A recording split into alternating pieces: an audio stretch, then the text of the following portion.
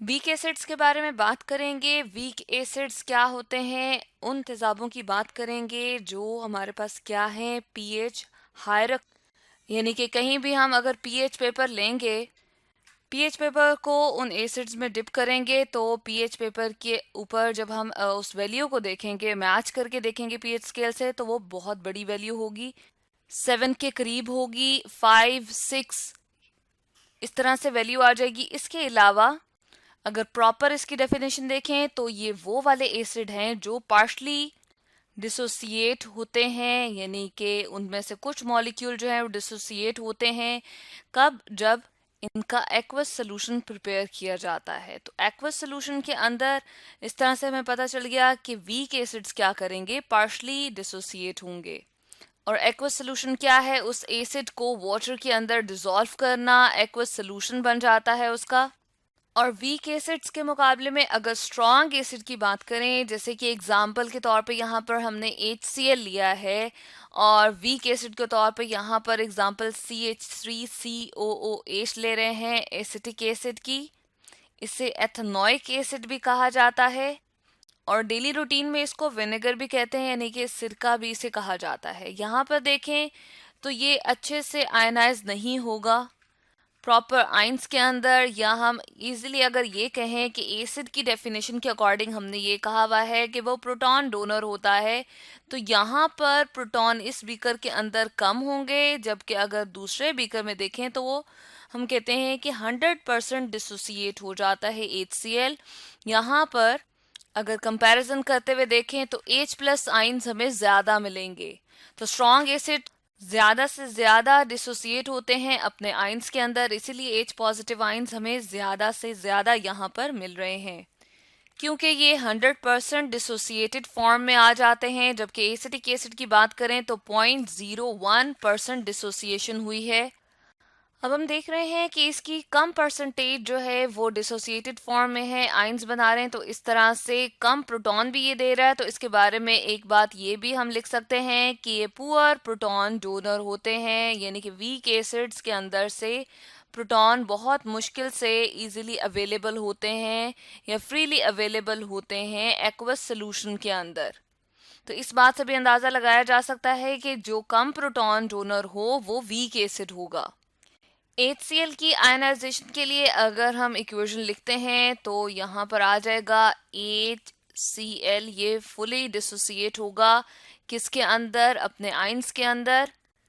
और कब होगा? जब हम इसका एक्वस सोल्यूशन प्रिपेयर करेंगे तो ये कन्वर्ट हो जाएगा जी H प्लस आइंस में। और इसी तरह से हम देखेंगे कि Cl नेगेटिव आइंस जो है एक्वस क्लोराइड आइंस भी एक्वस सोल्यूशन में बन जाएंगे, और हाइड्रोजन आइंस भी एक्वस सोल्यूशन के अंदर प्रिपेयर हो जाएंगे। अब इस इक्वेशन को देखें तो यहाँ पर हम देख रहे हैं एथेनोइक एसिड या एसिटिक एसिड विनेगर की डिसोसिएशन को। यहाँ पर एरो देखें, हमने एक तो दो एरोज लगाए हैं, डबल हेडेड एरो है, एक फॉरवर्ड डायरेक्शन की तरफ जा रहा है और एक बैकवर्ड डायरेक्शन की तरफ आ रहा है। तो ज्यादा बड़ा एरो हम देख रहे हैं कि बैकवर्ड डायरेक्शन की तरफ है। इसका मतलब ये है कि एसिटिक एसिड या विनेगर जो है अपनी फॉर्म में रहना ज़्यादा पसंद करता है, बजाय इसके कि ये आयोनाइज होके अपने आइंस में कन्वर्ट हो, जो कि एसिटेट आइंस हैं एक्वस सोल्यूशन के अंदर, और प्रोटॉन्स या हाइड्रोजन आइंस हैं एक्वस सोल्यूशन के अंदर। तो इस फॉर्म में ये ज़्यादा देर नहीं रहता, बल्कि ज़्यादा मॉलिक्यूल जो हैं, बल्कि ज़्यादा देर की बजाय हम कहें कि ज़्यादा मॉलिक्यूल जो हैं वो अपने इस फॉर्म में रहते हैं, और कम मॉलिक्यूल आयोनाइज होते हैं या डिसोसिएट होते हैं। यही वजह है कि हमें क्या होती है, जैसे ही हम विनेगर रखते हैं रूम में या कहीं भी, तो हमें उसकी स्मेल आ रही होती है। क्यों? क्योंकि मॉलिक्यूल्स जो हैं अपनी इस फॉर्म में रहते हैं, और इसकी वजह से इनकी स्मेल आ रही होती है, बजाय इसके कि वो और डिसोसिएट होके अपने आइंस में कन्वर्ट होके इसको ब्रेक कर दें, तो वो अपने इस फॉर्म में ही रहते हैं। इसके लिए अगर हम ये बात करें कि अगर हमने 10,000 मॉलिक्यूल्स लिए हैं किसके? एसिटिक एसिड के, तो उसमें से सिर्फ एक मॉलिक्यूल जो है वो आयोनाइज होता है, यानी कि हर 10,000 मॉलिक्यूल्स में से एक मॉलिक्यूल आयोनाइज होगा, बाकी तमाम जो हैं अनडिसोसिएटेड फॉर्म में ही रहेंगे। अगर कॉन्सेंट्रेशन ऑफ एसिड 1 मोल पर लीटर ली है यानी कि एसिडिक एसिड की अगर हमने कॉन्सेंट्रेशन 1 मोल पर लीटर ली है तो उसके बाद यानी कि डिसोसिएशन होने के बाद जो प्रोटॉन आइंस होंगे वो कितने होंगे, वो 0.0001 मोल पर लीटर के हवाले से मौजूद होंगे।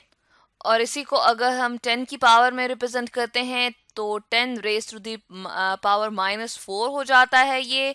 और इसकी जब पीएच निकाली जाती है यानी कि इस कंसंट्रेशन की, तो पीएच वैल्यू आती है 4। तो 4, 5 या 6 जो पीएच वैल्यूज के एसिड होते हैं वो वीक एसिड होते हैं। इसी तरह से अगर हम एसिड की बात करें H2S की, तो उसकी पीएच वैल्यू जो आती है वो है 5। तो इस तरह से वो भी क्या हुआ, वीक एसिड हुआ। इसका मतलब ये है कि H2S भी अपने आइंस में कम डिसोसिएट होता है, या फिर इसको हम कह सकते हैं कि ये पुअर डोनर है किसका, प्रोटॉन का। कार्बोनिक एसिड की अगर बात करें तो इसका फॉर्मूला लिखा जाता है H2CO3। अगेन इसके साथ भी ऐसे ही करेंगे हम कि एक्वस सोल्यूशन बनाएंगे, और एक्वस सोल्यूशन बनाने के बाद हम देखते हैं कि इसकी डिसोसिएशन कितनी होती है। तो उसी तरह से है कि इसका फॉरवर्ड एरो हमने छोटा बनाया है जबकि बैकवर्ड एरो बड़ा है। इसका मतलब ये है कि अनडिसोसिएटेड फॉर्म में ज़्यादा रहता है जब इसका एक्वस सोल्यूशन बनाते हैं। तो 2 मोल्स ऑफ प्रोटॉन यहाँ पर हम इक्वेशन के अकॉर्डिंग देखेंगे कि एक्वस सोल्यूशन में प्रिपेयर होंगे, और इसके साथ साथ इसके साथ साथ कार्बोनेट आइंस जो हैं CO3-2 या 2- हम लिखते हैं, ये एक्वस सोल्यूशन में प्रिपेयर होंगे। लेकिन ये ज़्यादातर अपनी इस अनडिसोसिएटेड फॉर्म में रहता है, यानी कि आयोनाइज होना 100% इसके लिए पॉसिबल नहीं है। अपने आयंस के अंदर ये कन्वर्ट 100% नहीं होता, इसलिए ये भी क्या है, वीक एसिड है। चूंकि वीक एसिड अपने आयंस में अच्छे तरीके से डिसोसिएट नहीं होता, तो ये अपने आयंस में डिसोसिएट नहीं होता तो बहुत सारे आयंस यहाँ मौजूद नहीं होते, इसलिए ये इलेक्ट्रिसिटी को भी अच्छे तरीके से कंडक्ट नहीं करता।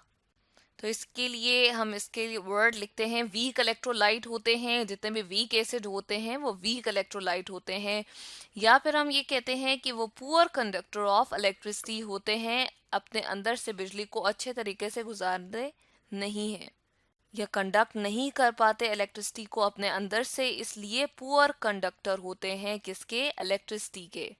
जैसे ही हम ये सेटअप सारा लगाएंगे, यानी कि यहाँ पर ख़ास किस्म की मेटल की वायर्स या इलेक्ट्रोड्स या ऐसे पत्रियाँ सी होती हैं वो इसके अंदर डिप करेंगे, और यहाँ पर हमने सेल लगाया हुआ है और यहाँ पर क्या है, एक बल्ब है। तो इलेक्ट्रिसिटी को जब इससे पास किया जाएगा तो ये बल्ब जो है वो थोड़ा सा रोशन होगा, इतना ज़्यादा लाइट अप नहीं होगा। जबकि HCl के केस में बहुत सारे आयंस बनेंगे तो ये अपने अंदर से इलेक्ट्रिसिटी को कंडक्ट करेगा, और ये बल्ब हम देखेंगे कि बहुत अच्छे से रोशन होगा, यानी कि ये लाइट अप करेगा इस बल्ब को। इसका मतलब ये है कि ये स्ट्रॉन्ग इलेक्ट्रोलाइट होते हैं और इलेक्ट्रिसिटी के गुड कंडक्टर होते हैं। तो आज हमने स्टडी किया वीक एसिड्स के बारे में।